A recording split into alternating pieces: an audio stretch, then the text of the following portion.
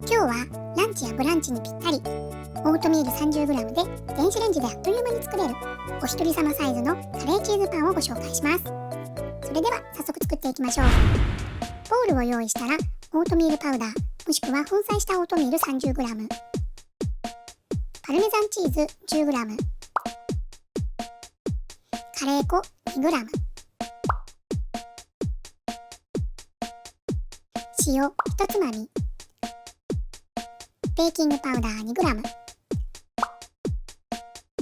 大箱 2g を入れたらよく混ぜ合わせておく。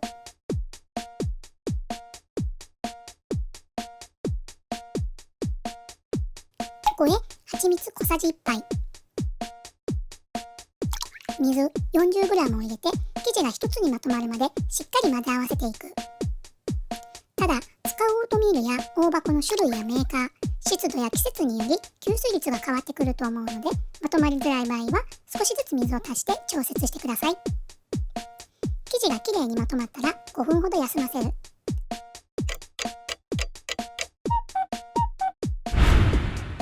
その間にキリのクリームチーズ1個を4等分にしておく。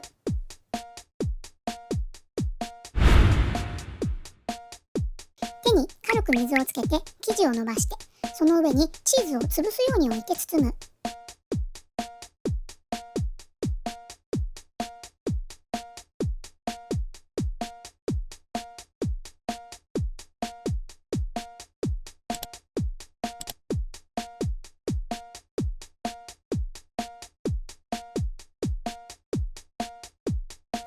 電子レンジ可能なお皿を用意したら、その上にクッキングシートを敷く。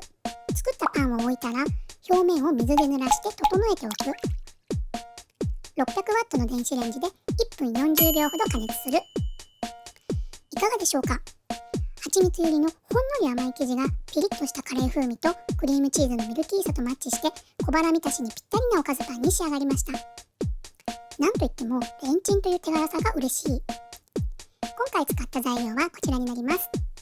それではまた次回の動画でお会いしましょう。